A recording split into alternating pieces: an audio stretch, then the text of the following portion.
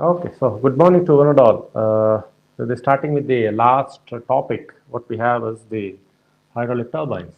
So maybe if you look at your syllabus, it's more of like we'll be looking into the classification of the turbines and some of the efficiency associated with it.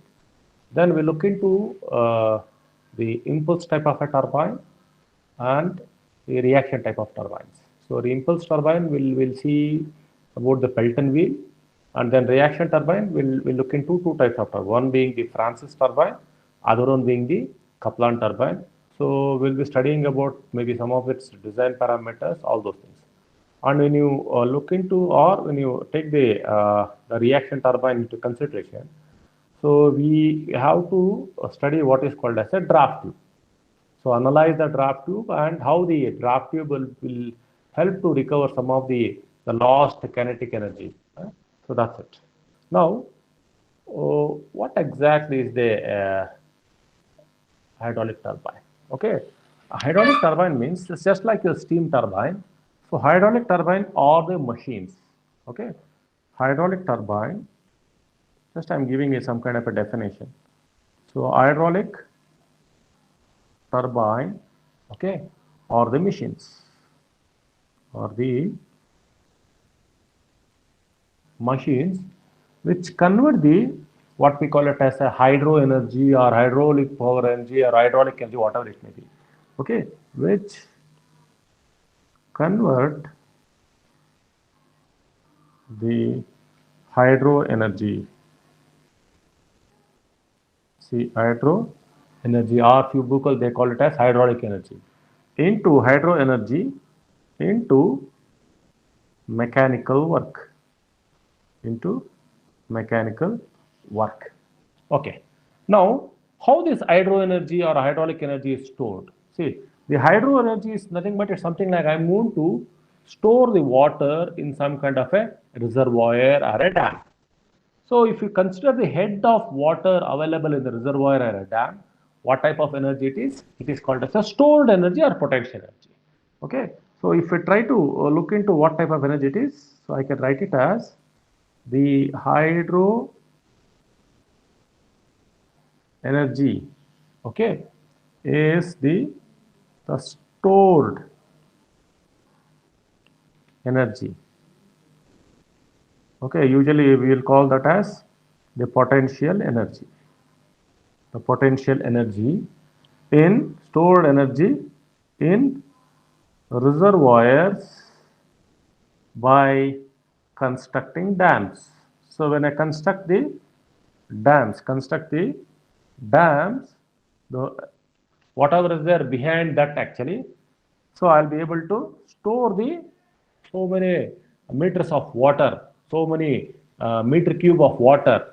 So usually we try to measure in terms of terameter cube or whatever TMC or something we call it as. So many feet of water, that is feet of height of water or meters of water. That means that is the hydraulic energy what we try to store it. Now, so when we speak of this hydraulic energy, let's try to understand a simple layout of a hydraulic power plant, how it looks like. Okay, a simple or a very a line diagram kind of a thing, a layout of a hydroelectric power plant. Power plant. So let's try to write a simple thing. What we have, see, it has to have some amount of water. How I am going to get it actually? Say if I construct a dam, something like this. So let me construct a dam, something like this. So I have a dam. I'm going to construct a dam like this. This is a dam. Okay. So I'm going to construct a dam like this. This is a dam. So when I construct a dam, so the water gets stored behind that. So here, so the water gets stored behind that dam. This is my water. So this is the water or H2O, what we call. So this particular thing stores. Now what will happen? This water, So this will have some kind of a gate. See, here I'm going to have some kind of a gate here. See, this, suppose this is my gate. Okay, through gate actually water will start flowing out. That means I'll be taking the water through some kind of a penstock, whatever it may be. Okay, this is the penstock what I want to take, and I will try to take this water and strike, see, make this water strike a what is called as a turbine wheel. Suppose this is my turbine wheel. Okay, so I'll be having this is the thing. Okay, I'll make this water to strike this Pelton wheel or whatever it may be, hydraulic turbine. So this is a turbine. Okay, when it strikes, it starts rotating. So simple logic, if you look at what I'm going to do, I will store the water, then I will take the water through a penstock or whatever it may be. This is your penstock, okay, and make the water to strike your turbine. So this is the turbine, and here I'm going to have this is a shaft. If I tell this is a shaft, and shaft connected to the turbine will start rotating. Okay, what are this actually? This is your jet of water or whatever it is. I'm not see. It's not very particular with respect to a impulse turbine or a reaction, whatever it may be. I'll be having that water. So the way I'm going to take it, so it may be pure reaction turbine or it may be little bit of impulse action, whatever it may be. But at the end of it, the water will strike the turbine and I'm going to convert it. Now at the end, what will happen? After the water strikes your thing, the water will start flowing out. See, after it strikes, it will go, where it's going to go? It will go to what is called as a tail race. See here, this is nothing but some kind of a river which is connected to it. This is your tail race and this will go. So if I have some kind of a reaction turbine, I am going to put a draft tube here. If it is a reaction turbine, only for reaction turbine. If it is a reaction turbine, only for a reaction turbine, I'll be having a draft tube, and this draft tube will convert your kinetic energy, whatever would have been wasted, and it will go to tail race. Now, if you look at it, what are the things? See, now if I try to look at it, what is the gross head? If I try, so this is your gross head. That is the head available. See, this is your gross head. We call this as gross head, or we call that is the head under which your dam. It is the head of water from the tail race to what is the water level in your dam. That is your gross head. Now there is something called as net head. What is this net head actually? This is your water level in your dam to where exactly I am putting your turbine. This is your net head. Okay, this is your net head. Okay, which usually capital H.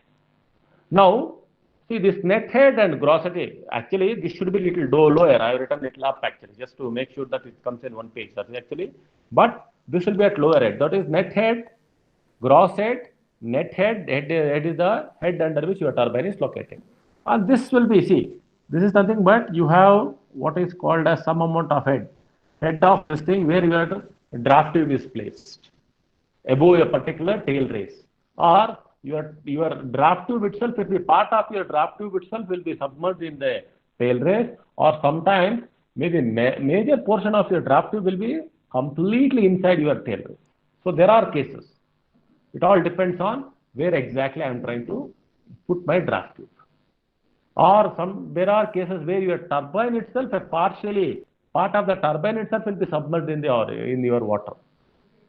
So fully submerged, partially submerged. So lot many things are that, like type of turbines are there. But overall, if you look at the layout, I have a dam. The water from the dam just flows it strikes your turbine, then it goes out, goes to a tail race. So this is how your hydroelectric power plant look like. So what are the things we have here? If you observe here, see you have, this is your runner. Okay, this is your runner. We call it as a rotor. So this is, we call it as vanes or buckets. Okay. In impulse turbine, I may be having a casing, that is the cover. But so you may be having a casing over here, that also you may be having a casing over here. So this may be your casing to cover the your turbine, and I may be having the nozzle. So this may be a nozzle or stator vanes, depending on whether I have a impulse machine, I'll be having a nozzle. If it is a reaction machine, I'll be having a stator vane.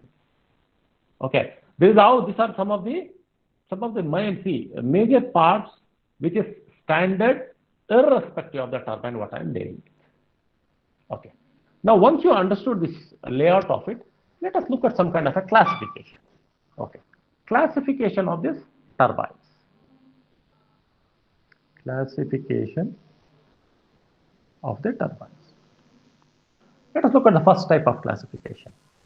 Based on the availability of energy, based on the availability of the energy, based on the availability of the energy, where at the vanes, plates. Okay, the first type is impulse 1, impulse type. So the example is your Pelton turbine or Pelton wheel, what we call. The second type is the reaction type. So we have a couple of more examples. The Francis, Kaplan. Okay, these are some of the examples which you will be studying. So Francis and Kaplan falls into this kind of category.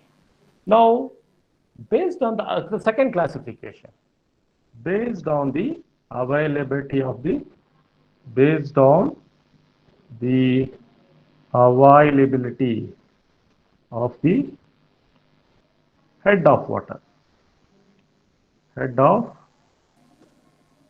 water. Okay, so we have low head turbines. Okay, low head turbines. So if it is something like 5 to some around 75 meters of water, that is your head in terms of meters of water. Okay, so here if you look at it, your Kaplan turbines, reaction turbines, say reaction turbines are the low head turbines. Among that Kaplan turbine or propeller turbine, so that also very similar to your Kaplan turbine. So they all work under the low heads, even 5 meters, 10 meters of water available means. But one particular thing is actually they should have large amount of discharge. Okay. The second one is the medium head. The medium head turbines. Okay. That is around 50 to around 250 meters. Okay, here your older Francis turbine and the modern Francis turbines. So they comes under this category. And all your impulse machines actually, including your Pelton wheel, they belong to the high head turbines. High head turbines.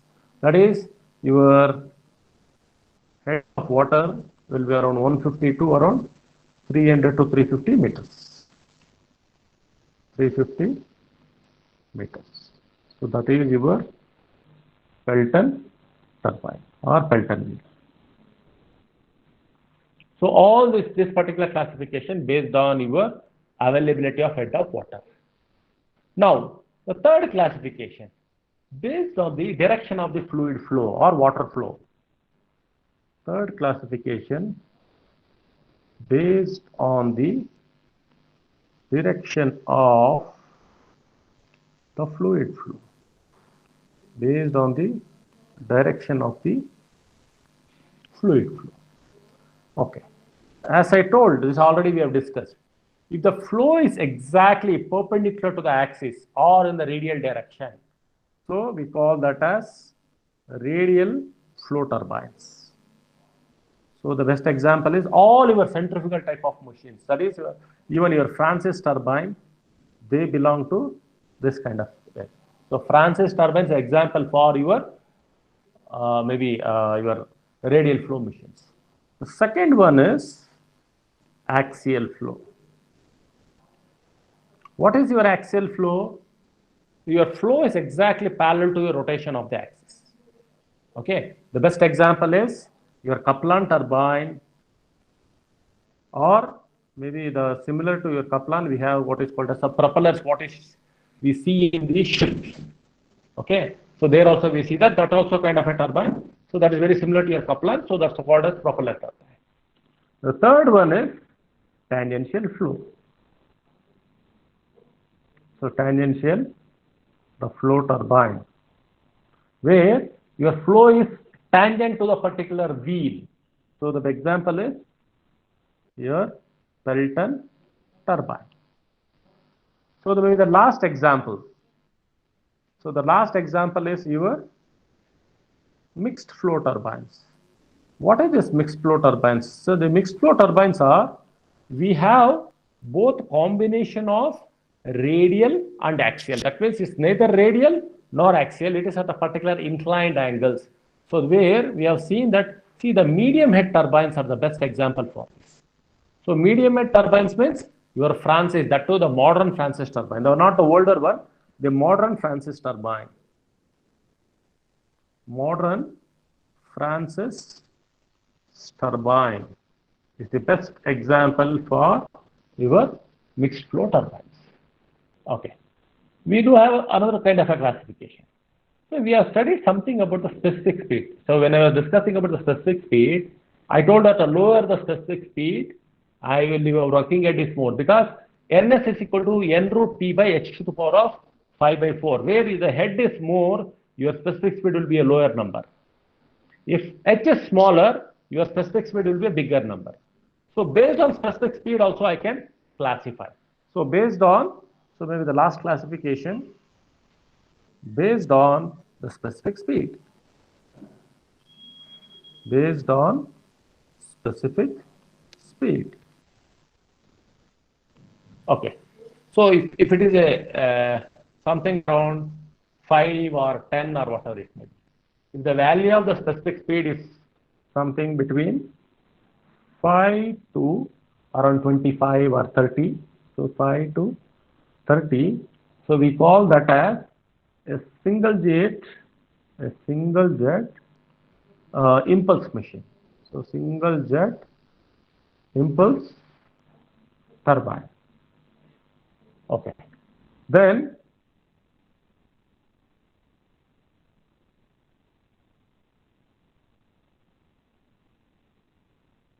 if the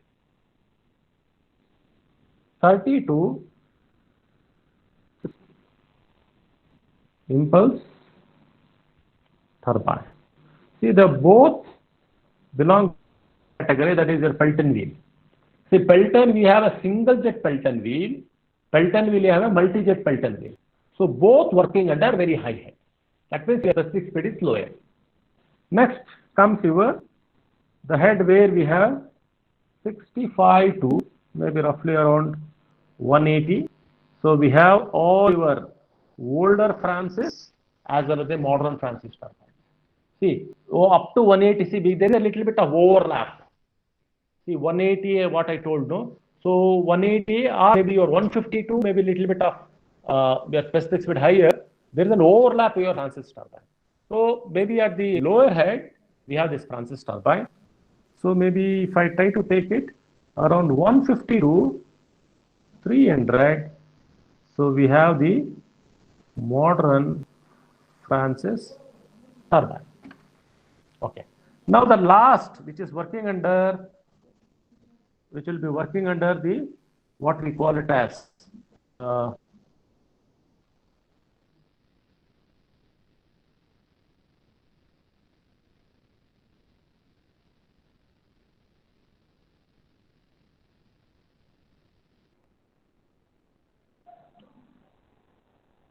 where it's working at a very, very low head. Call that as the, what we call as the,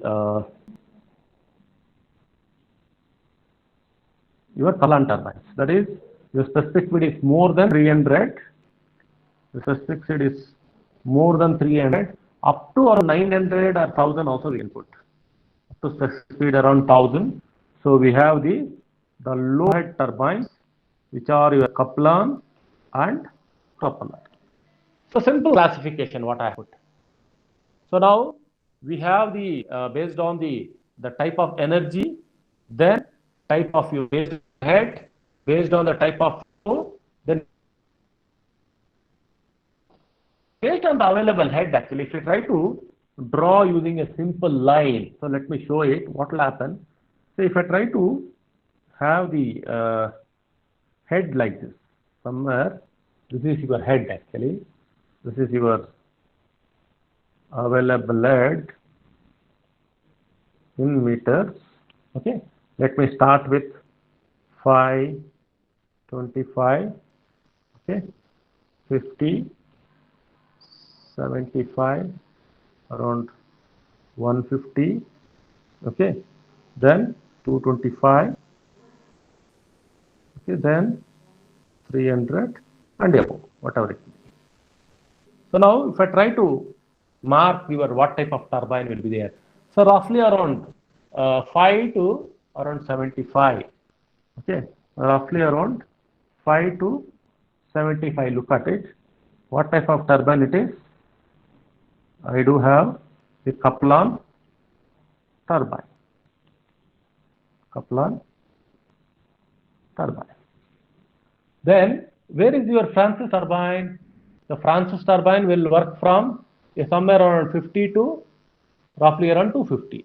So 50 to roughly around 250 somewhere here. So I have your Francis turbine. This is your Francis turbine.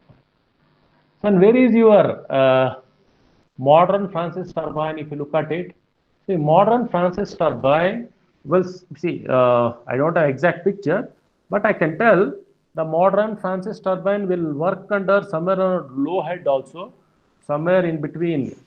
It works somewhere low head. At the same time, it will be on the higher head. Okay, it will be on the higher head also.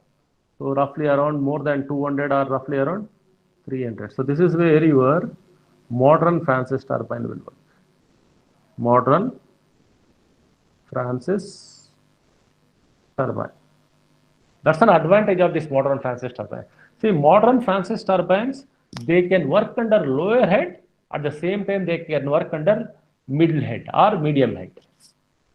Now, where is your Pelton wheel will come? Pelton wheel will come after this particular thing, around 250 onwards.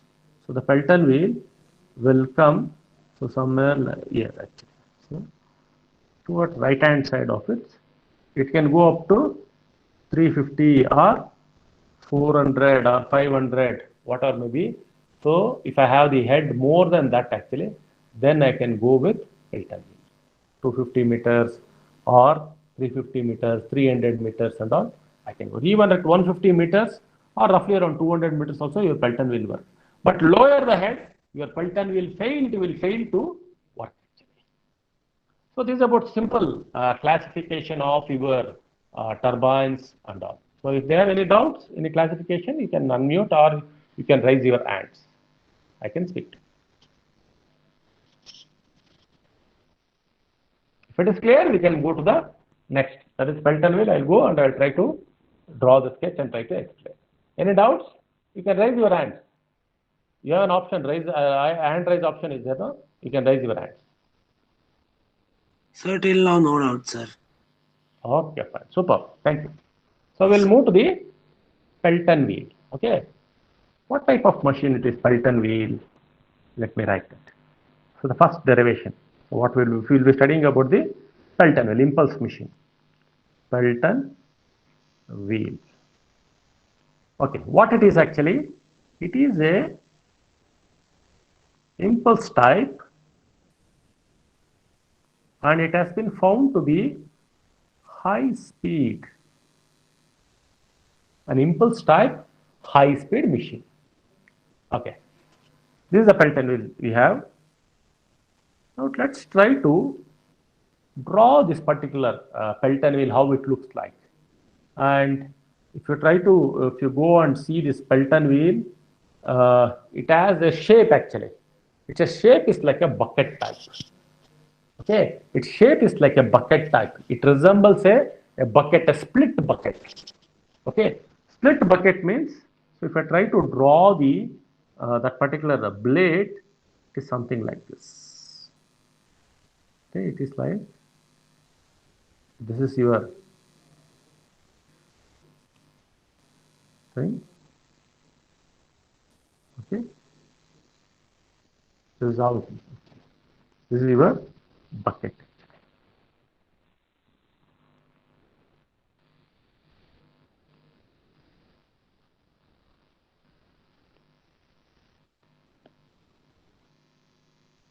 So this is a bucket type.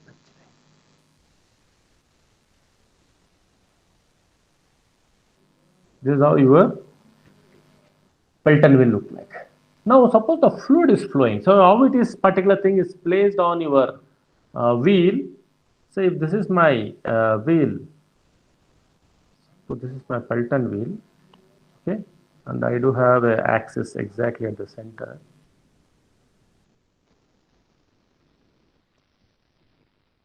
So this is my axis. So this what I am showing is the mean diameter. Okay, like this. You try to show it. So your buckets are placed something like they're fixed on the tangential wheel. So this is how your Pelton wheel buckets are what we call a wheel, because it resembles the shape of a bucket actually. That's why it's called as a wheel. Now here, what we have is actually we have something called as a mean diameter. Where is the mean diameter? The mean diameter is somewhere here. So this is your mean diameter. This is your mean diameter.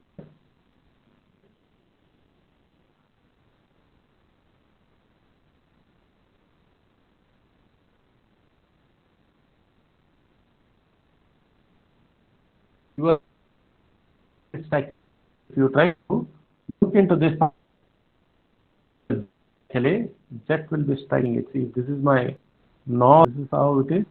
Your jet will be striking. And where it will be striking exactly at this particular point. This is called as splitter. It is called as the splitter. Why it is actually, the splitter will split your jet into two halves. How it goes actually, one part will go in top direction, another part will go in bottom direction. So exactly the splitter will split your jet of fluid into two halves. Okay. Now if I try to draw the velocity angle for the inlet, how it look like? It's a simple thing. See, your velocity will be striking. So it's a single straight line. It's a single straight line. So this is my V1. It's because that's the inlet. If I call it as 1, so it is V1. Now, there is a little bit of relative velocity in that. Okay. Now, there is a U, there is a relative. What is relative velocity? Relative velocity is the fluid, is the velocity of the fluid. What is C? What is C? If the fluid is on the particular wheel or something. So the inlet velocity, if I try to draw it, a part of it will be, this will be your blade velocity, means the remaining thing will be your VR1. Okay. So here, why I am drawing, why I am not showing it as U1 and U2, because I am trying to calculate. This is my D. This is my mean diameter. I am going to calculate my U based on my mean diameter. I'll be having a single linear velocity, or your what we call the blade velocity, which is U. So the blade will be moving at U velocity. That is your blade velocity. So pi d n by 60. Okay, I do have a relative velocity because it's moving. It's a moving blade. So the velocity with which the fluid jet strikes is V1. And it's moving at u actually. So the difference is VR1. So the inlet velocity triangle. So by inlet velocity triangle, what will be my VW1? VW1 is equal to V1. Okay. And also if you closely observe, my VF1 is equal to 0 because I don't have any flow component. So I don't have any flow velocity. So VF1 is equal to 0. I have only relative velocity with which the fluid is flowing. VW1 is equal to your V1, that's fine. Then your VF1 is equal. I don't have any other, I do have only tangential component and I don't have any flow component of velocity. Now what will happen is fluid, if the fluid strikes actually, the fluid will be striking this particular thing, it strikes, okay. Then the fluid will take a turn, okay. The fluid will take a turn. If I try to draw with respect to some reference, okay, if this is my, if you call this as theta and this is your beta 2. Why? Because this is 1, this is your 2. 1 is the inlet to the bucket, 2 is the exit of the bucket. Then what is your beta 2? Beta 2, I can write it as, it is 180 degree minus theta. What is this theta? Theta is your turning angle, or how your fluid will return, or fluid will turn. Fluid will take a U-turn or whatever it may be. Now, if I try to draw the velocity triangle at this particular point, how your velocity triangle will look like? So the fluid will be coming like this. The fluid will strike. So this will be coming at some velocity. So what is that actually? It is your VR2, the relative velocity. Okay. Then the fluid will, so I do have a flow component. I do have your, what we call it as your exit jet velocity. So let me call that as some kind of a, this is your, what it's going out with some V2. Okay. If I try to complete the velocity triangle, this is how it looks like. As this is in this particular direction, okay. So depending upon your u, so this will be your u. So if I try to complete the velocity triangle by writing all the components, this will be your VF2, this will be your VW2, this is your alpha 2, this is your theta 2. So I can clearly complete my, this is your, what is it actually? This is your outlet or exit velocity triangle for a Pelton turbine. Okay. Now, if VW1 and VW2, if they are in same direction or opposite direction, I can write it. So depending upon your VW2 and VW1. Okay, if my VW1 and VW2, if both are in the same direction, then your Euler equation will be VW1 minus VW2. If they are in opposite direction, then VW1 minus VW2. Now, it has been observed in case of most of this Pelton turbine, how your velocity triangle will look like. See, it has been seen, what I have drawn is a general case, but your velocity triangle for a Pelton turbine will look something like this. What it is actually, it will be something like this. It has been observed like this. Until unless a special case, it will be like this. So this is my exit velocity triangle. This will be your V2. Okay, this is your V2. This is my VF2. This is my VW2. Okay, so this is my U, and this is my VR2. So this is my alpha 2. Okay, and this is my, so I can get a triangle like this or like this. If it is in opposite direction, then I'll be getting like this. This is the one. If I see, this is what I'm going to get. If it is in opposite direction. If it is the same direction, I'll be getting this triangle. So depending upon the condition, I should be able to draw my velocity triangle. Either it's in same direction, opposite direction, I should be able to get the expressions. But majority it has been found to be of this type. Majority, most of the things when we try to consider, it is your VW2 will be in opposite direction to your VW1. Okay. Now, once you understand this particular Pelton wheel, how it is built or how it is construction, all those things and all, let us try to obtain an expression for the work done. Okay. Expression for the work done. Expression for the work done in the Pelton wheel. Expression for the work done. Okay. Now, from the Euler's expression, what we have? From the Euler's equation. From the Euler's equation, what we have? Your specific work W by M is equal to VW1 minus VW2 into U. Okay, this is the expression what we have.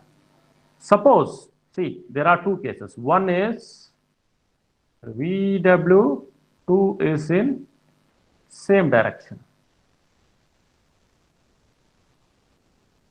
And second case, VW2 is in opposite direction.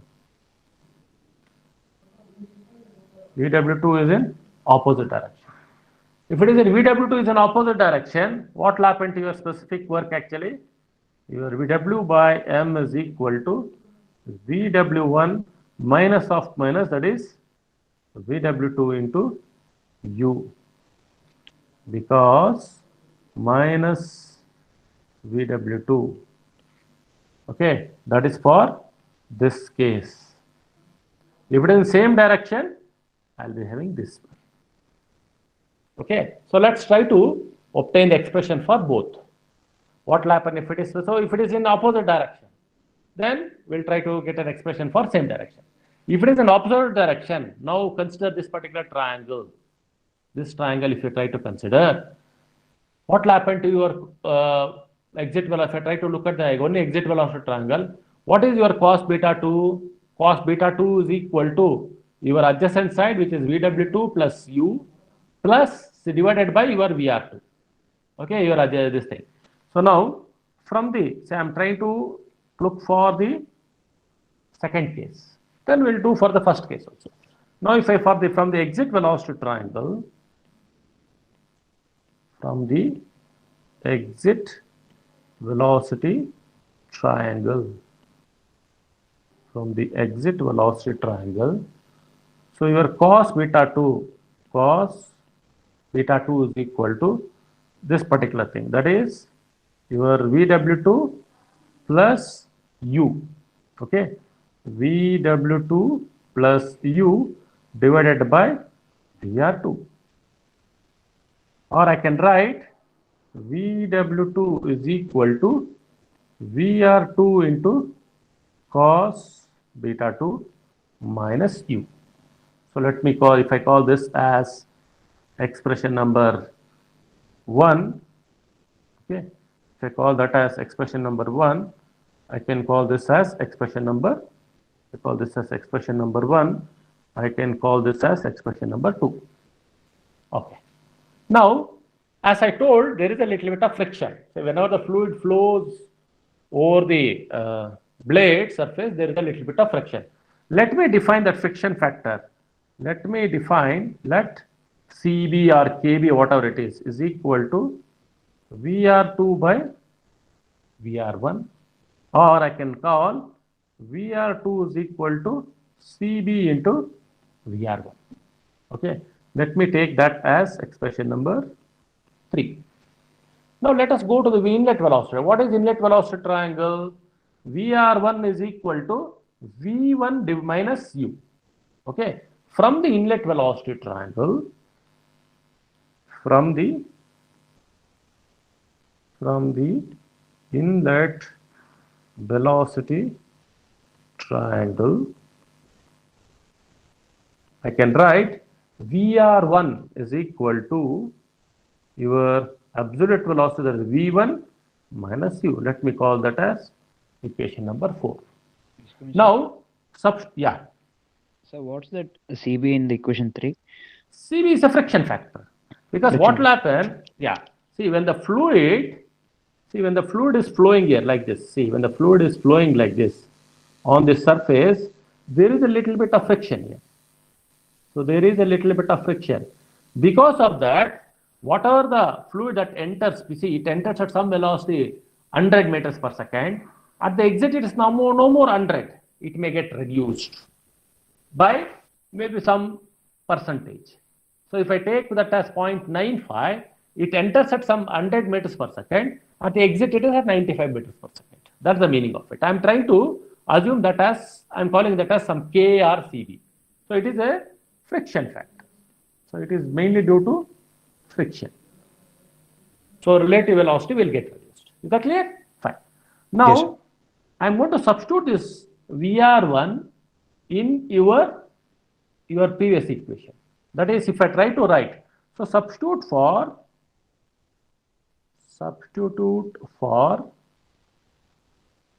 4. That is, what is it actually? Your VR1 in your equation 3. Okay, substitute for 4. That is VR1 in equation 3. What I am going to get actually? Therefore, VR2 is equal to CB into V1 minus U. Okay, let me call that as equation number 5. Now, what is VR2? VR2 is equal to CB into V1 minus U. Can I substitute this in your equation 2, this particular thing, at this particular point? Substitute for VR2 in equation 2. Okay, substitute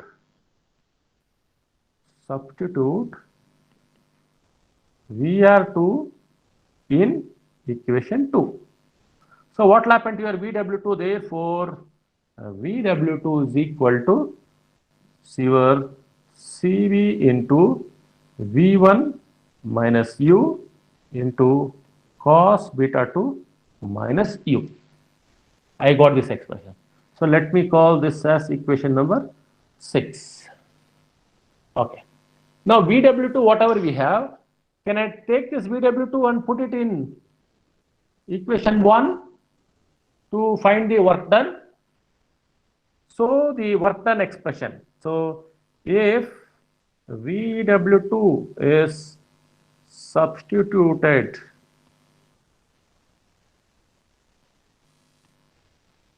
in expression 1 for work done, that is your Euler work done. So what will happen to your work done expression?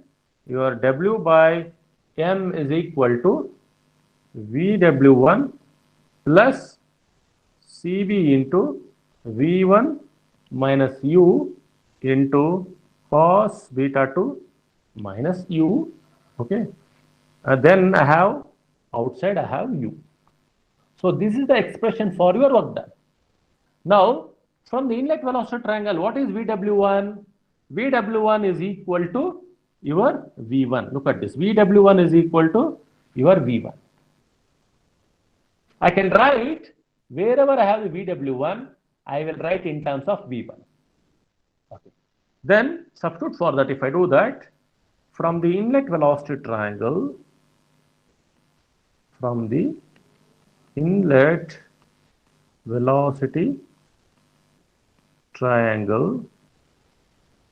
VW1 is equal to V1. Therefore, I can write W by M is equal to V1. I'm going to combine this VW1 minus U. I can write it as V1 minus U. Okay. Then a plus CB into V1 minus U into cos beta 2 whole thing multiplied by U. Now what I'm going to do actually, I can take this V1 minus U, which is common here, I can take it outside. So therefore, if I take that, W by M is equal to V1 minus U into U. If I take it outside, this will become 1 plus CB into cos beta 2. Okay, let me call this as expression number 7.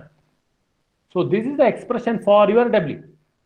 Okay, now this is the expression for W in terms of your V1 and U. So this is the expression I'm done. The same expression I can write in terms of speed ratio also. What is speed ratio? Speed ratio is nothing but the ratio of your U by V1. Your U by V1. So phi is equal to U by V1 if I define. U is equal to phi into V1. I'll be getting it.